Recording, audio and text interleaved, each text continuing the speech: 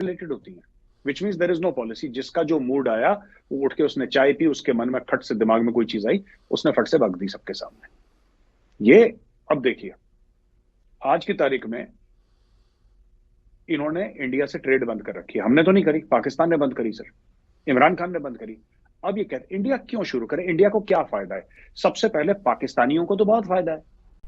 Pi के board of directors ने इदारे की निजकारी के हुकूमती मंसूबे की तौसीक कर दी है। पीआई की निजकारी के मामले पर इदारे के बोर्ड ऑफ डायरेक्टर्स का गैर मामूली इजलास इस्लामाबाद में हुआ। डॉक्टर साहिबा, पाकिस्तान ने तो हमेशा भारत से अच्छे ताल्लुकात की ख्वाहिश का इजहार किया है। जैसे डार साहब ने भी कहा कल लंदन में, आपने सुना उन्होंने कहा कि ये कारोबारी बिरादरी चाहती है कि पाकिस्तान और भारत के दरमियान जिस तरह ट्रेड चल रही थी इससे पहले, वैसे इसको दोबारा बहाल किया जाए, दिया जाए या प्रेस कॉन्फ्रेंस में कह दिया जाए, तो फिर जाहिर है फिर वहां से जवाब भी इस तरह के आ जाते हैं कि भाई पहले दहशतगर्दी आप खत्म करें, उसके बाद आपसे दूसरी बात होगी। नमस्कार दोस्तों, पाकिस्तान चाहे जितना भी गिड़गिड़ा ले, लेकिन अब की बार भारत पाकिस्तान के साथ आसानी से ट्रेड नहीं खोल सकता, क्योंकि पाकिस्तान एक तरफ दोस्ती का हाथ बढ़ाता है तो दूसरी तरफ पीठ में छुरा घोंपता है, जिससे पाकिस्तान ने हमेशा से यही किया है। लेकिन भारत अब सब पाकिस्तान की हर एक चाल को समझ चुका है। यही कारण कि भारत के फॉरेन मिनिस्टर एस जयशंकर के बयान ने पाकिस्तानियों को तीखी मिर्ची लगा दी और पाकिस्तानी इस वक्त काफ़ी ज़्यादा परेशान नज़र आ रहे हैं। पाकिस्तानियों को हर चीज से फायदा है, लेकिन इंडिया नहीं चाहता इनके साथ ट्रेड करना। मैं भी नहीं चाहता, मैं चाहता हूं। अच्छा, वो जो यूट्यूबर नहीं है वहां पे जो पाकिस्तान में जो मार्केट में जाते हैं, लोगों के रिएक्शन लेते हैं, कई सारे नए नए आए हैं अब, उसमें से काफी लोग पाकिस्तानी आवाम ये कह रहे हैं कि नहीं, हमारा ट्रेड चाइना के साथ होना चाहिए, हमारा ट्रेड भारत के साथ नहीं होना चाहिए। और मैं उस आवाम के साथ एग्री करता हूं। एज एन इंडियन मैं चाहता हूं कि पाकिस्तान की ट्रेड चाइना के साथ, इंडिया के साथ 0 हो और चाइना के साथ 100% हो। मैं ये चाहता हूं कि इनकी ट्रेड जो है वो ज्यादा से ज्यादा जो हो, इनकी ट्रेड होनी चाहिए चाइना के साथ। क्योंकि अगर चाइना के साथ इनकी ट्रेड होगी तो सबसे बड़ी बात यह होगी कि सर अनइक्वल ट्रेड होगी, अनइक्वल ट्रेड होगी। और जो पाकिस्तान चाइना से लेता है चीजें, चाइना को चाहिए डॉलर, या अगर चाइना अपनी करेंसी में बोलेगा तुम खरीद लो हमसे, फिर चाइना बोलेगा कि तुम लोन लो। तो अंडर एनी कंडीशंस इनको भारी घाटा है, इनको फाइनेंशियल, इनको समझ में नहीं आ रही बात।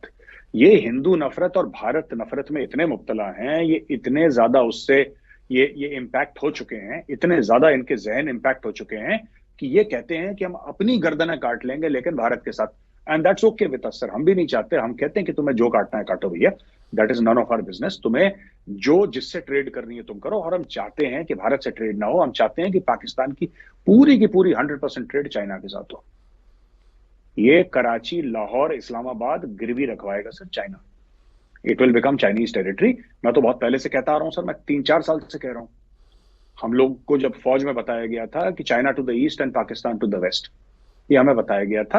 अब what is coming true is China to the east and China to the west sir.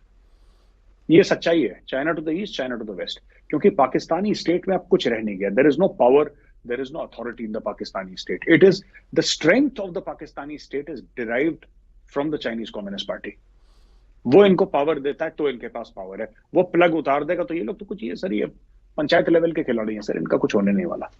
तो यही है sir, this is what I feel as per the current circumstances. जी भाई साहब, आपने कहा कि भारत में तो कोई खैर पाकिस्तान के हवाले से बातचीत नहीं हो रही।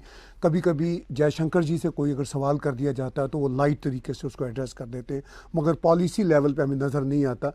तो भारत में इलेक्शन का समय चल रहा है और जैसे ही जून में नई सरकार ओथ लेती है, जिसका ज़्यादा इम्कान यही है कि बीजेपी की सरकार परहैप्स री इलेक्ट होगी, तो आपको लगता है कि उसके बाद कोई सिचुएशन भारत की तरफ से एक्सेप्टेंस के लेवल पे हो कि चलिए इनको हम ट्राई कर सकते हैं फिर से, जब ये इतनी बातें कर रहे हैं, ये इम्कान कितना है सर?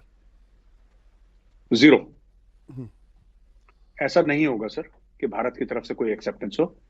इन्होंने धोखा दिया है सर, ये धोखेबाज हैं। और मैं इनके धोखे की मिसाल देना चाहता हूं आपको कि लोग समझें सर, आपके व्यूअर्स। वाजपेयी जी, ये लोग कहते हैं ना कि पाकिस्तान को कभी कबूल नहीं करा, कभी कबूल नहीं करा। वही कबूल करने के लिए मीनार पाकिस्तान वाजपेयी जी गए थे। जमाते इस्लामी ने मीनार पाकिस्तान को धोया था, गुलाब के पानी से इन्होंने धोया था कि यहाँ पे काफिर आया है और इसको धो देना चाहिए वरना ये गंदा हो जाएगा। ये नापाक हो गया है मीनार पाकिस्तान। हमारे प्रधानमंत्री के लिए ऐसा करा और उसके बाद कारगिल कर दिया सर। ठीक है, हमने बोला कोई बात नहीं, कोई बात नहीं। वही प्रधानमंत्री नवाज शरीफ, उनको मोदी जी ने इनवाइट करा 2014 को। ठीक है, उन्होंने बोला घर में बच्ची की शादी है, मोदी जी गए सर, सारे प्रोटोकॉल तोड़ के। एसपीजी वालों ने साफ मना करा था, जो मोदी जी की सिक्योरिटी थी, स्पेशल प्रोटेक्शन ग्रुप, साफ मना करा था एसपीजी ने। क्लियरली दे सेड नो, जैसे सर आप मत जाइए, मत जाइए, we are entering into a dangerous area, आप मत जाइए, आपकी लाइफ। मोदी जी ने बोला नहीं, और नवाज शरीफ साहब ने बुलाया, मियां साहब ने बुलाया, मुझे जाना है। जब पठानकोट हुआ सर, आपको पता है India actually allowed ISI agents inside the Pathankot airbase, और इंडिया में बहुत बड़ा रकस हुआ था। पाकिस्तानियों को एक बात समझ में नहीं आती, इनको बात समझ में नहीं आती कि ये भाजपा को गाली देते हैं।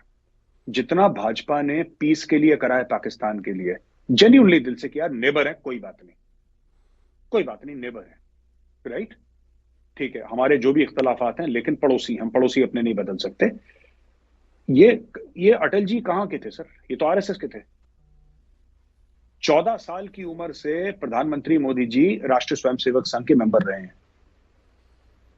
एक आरएसएस का प्रधानमंत्री ये कहता है कि हाँ ठीक है, मैं पाकिस्तान के साथ दोस्ती। आप समझ रहे हैं सर कि उन्होंने अपनी पॉलिटिकल कैपिटल स्टेक पे लगा दी, किस लेवल पे उन्होंने अपनी पॉलिटिकल इक्विटी पे का दाव लगा दिया पाकिस्तान की दोस्ती के लिए। उन्होंने चाइना के साथ भी ये करा था सर। जब शी जिनपिंग को बुलाया था अहमदाबाद में, जो ऑपोजिशन वाले कहते हैं झूला झुलाया, ये करा वो करा, तो उन्होंने यही करा कि नहीं यार, हमारे नेबर हैं, हमें दोस्ती करनी चाहिए। भारत की पॉलिसी है नेबरहुड फर्स्ट पॉलिसी। भारत ने पाकिस्तान के साथ पूरी जान लगा के कोशिश करी, लेकिन कई बार ऐसा हुआ सर, पठानकोट का अटैक हुआ सर, उड़ी का अटैक हुआ, ठीक है सर, पुलवामा का हम कैसे भूल जाए सर। इतने अटैक, हम पास्ट की बात ही नहीं कर रहे, हम 2014 के बाद की बात कर रहे हैं। इतने अटैक्स हो गए, इतने अटैक्स हो गए, अब लगने लगा कि यार देखो, हम हाथ बढ़ाते हैं, ये काट लेते हैं यार, ये तो बिच्छू है, आप छुओगे तो डंक मारेगा।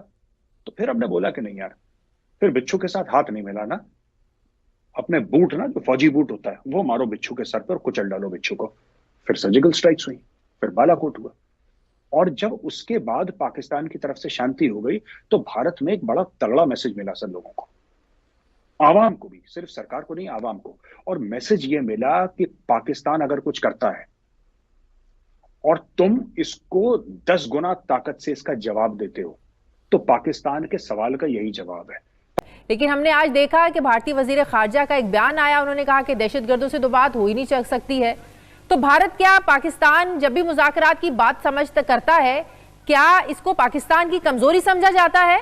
देखें, आपने अहम सवाल किया, इसमें ये बात दुरुस्त है कि जब भी पाकिस्तान की तरफ से मुज़ाकरात की बात की जाती है, हिंदुस्तान ये समझता है कि शायद पाकिस्तान कमज़ोर है। लेकिन जैसे कि हिंदुस्तानी वज़ीर ख़ारजा ने ये बात कही कि दहशतगर्दों से बात नहीं हो सकती, तो उन्होंने दुरुस्त कहा।